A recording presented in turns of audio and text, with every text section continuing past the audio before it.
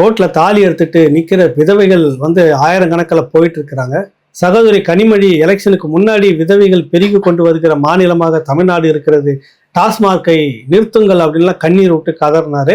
இன்னைக்கு டாஸ்மார்க்ல பினாமி பேர்ல வந்து தொழில் நடத்திட்டு இருக்கிற வேலைக்கு வந்திருக்கிறாங்க அவங்க. அதை பத்தி கேட்டாக்கா அது வேறு இது வேறு, நீங்க இதெல்லாம் பேசிட்டு இந்த கேள்வி இங்கே கேட்காதீங்கன்னா எங்க கேட்பாங்க?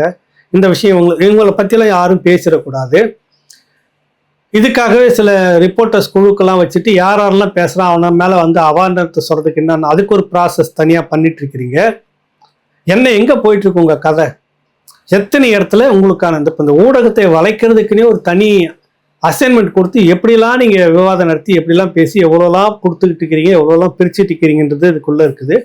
இந்த விஷயம் அப்படி நடக்குதுன்னு ஒரு சாதாரணமா இருக்கக்கூடிய எனக்கு தெரியுதுன்னா, ஒரு மேலிட தொடர்புகளோடு இருக்கக்கூடிய இவ்வளவு பெரிய ஜாமான்கள் இருக்கக்கூடிய பிரதான ஊடகங்கள் இருக்கக்கூடிய எந்த பத்திரிகையாளருக்கும் இந்த தகவல் தெரியுமா தெரியாதா?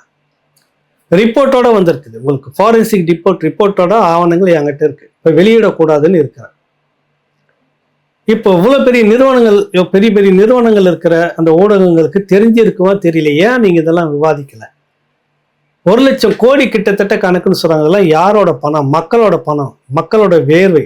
உழைச்ச மக்கள் கொண்டு வந்து டாஸ்மாக்ல குடிக்க கொடுத்த அந்த காசுல நீங்க 3ல் 2 பங்கு அடிச்சு கூட்டு கொள்ளையா அடிச்சு வச்சுட்டு இருக்கிறீங்கன்னா இதுக்கான கேள்விகள் யார் சொல்றது? உங்களை கேட்க யாருமே இல்லையா? நீங்க என்ன பண்றீங்க? இந்த ஊடகத்தின் மூலமாக உங்களுக்கான ஊடகம்னு ஒரு பெரிய குழு இருக்குது, அதை வச்சுக்கிட்டு அதன் மூலமா மடைமாத்திர வேலையெல்லாம் செய்துக்கிட்டு இதை பாரு அதை பாரு, இங்க ஓடுறான் அங்க ஓடுறான்னு இங்க ஒன்று அங்க ஒன்றுமா இருக்கக்கூடிய விஷயத்த பிரபகண்டா வளர்த்துட்டு இந்த சீமான் விஷயம் ஓட்டிக்கிட்டு இருந்தீங்க. அதெல்லாம் தூக்கி அடிச்சுட்டு ஒரு பெரிய மாநாடு வந்து கூட்டத்தையே மாநாடாக நடத்தி காட்டினாரு. நீங்க என்ன சொன்னாலும் மக்கள் ஏற்கிற மாதிரி இல்லைன்ற நிலைக்கு வந்திருக்கிறாங்க. அடுத்தது என்ன பார்த்தீங்கன்னா, இப்போ இந்த வேல்முருகன் தொடக்கத்திலே சொன்னோம், இதெல்லாம் வந்து முழுக்க முழுக்க ஒரு டிராமா அப்படின்னு என்ன தோணுகிறது? மக்கள் தான் நீங்க முடிவெடுக்கணும். எதை பேச வேண்டும் இந்த ஊடகங்கள், எதை பேசக்கூடாது, எதை வந்து மடை மாற்றணும் அப்படின்றதுக்காக வேண்டி நாம் தமிழர் கட்சி வாக்குகளை மடை மாற்றுவதற்கு தமிழ் தேசியம்னு ஒன்று இருக்குது. அந்த தமிழ் தேசிய வாக்குகளை இன்னொரு தமிழ் தேசியம்னு பேசக்கூடிய ஒருத்தர் மூலமா உருவாக்கி பிரிக்கிறதுக்கான வேலை அப்படின்னு தான் நேற்று வரைக்கும் நினைச்சுக்கிட்டு இருந்தார்.